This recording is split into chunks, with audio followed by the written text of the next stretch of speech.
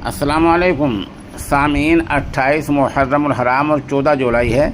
आज की ख़बर की शुरुआत जामिया अशरफुल उलूम रशीदी गंगोह के शोबा तजवीद के उस्ताद कारी मशकूर अहमद रशीदी कासमी की नमाज फ़ज्र की तिलावत कलाम पास से की जा रही है।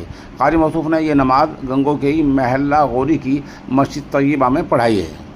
अल्हम्दुलिल्लाहि रब्बिल आलमीन अर्रहमानिर रहीम मालिकि यौमिद्दीन इय्याका नअबुदु व इय्याका नस्तईन इहदिनस सिरातल मुस्तक़ीम सिरातल लज़ीना अनअमता अलैहिम गैरिल मग़्दूबि अलैहिम वलद्दाल्लीन।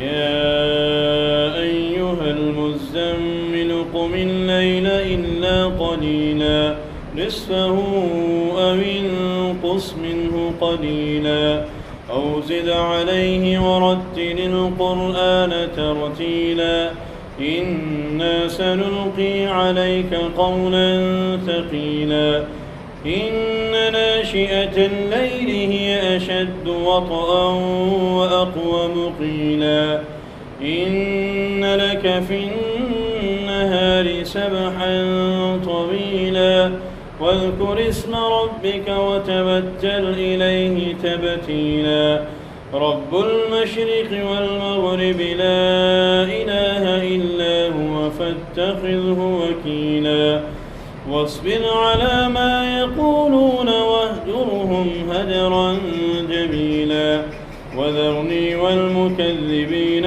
उलिन निअमति वमह्हिलहुम क़लीला इन्न लदैना अंकालन वजहीमा वطعاما ذا غصة وعذابا أليما يوم ترجف الأرض والجبال وكانت الجبال كثيبا مهيلا إنا أرسلنا إليكم رسولا شاهدا عليكم كما أرسلنا إلى فرعون رسولا الله أكبر الحمد لله رب العالمين الرحمن الرحيم مالك يوم الدين إياك نعبد وإياك نستعين اهدنا الصراط المستقيم صراط الذين أنعمت عليهم غير المغضوب عليهم ولا الضالين.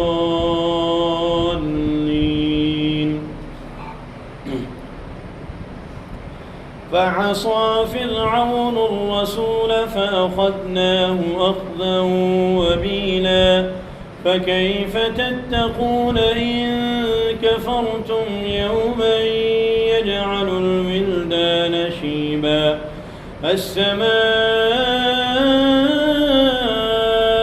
منفطر به كان وعده مفعولا إن هذه تذكرة فمن شاء اتخذ إلى ربه سبيلا.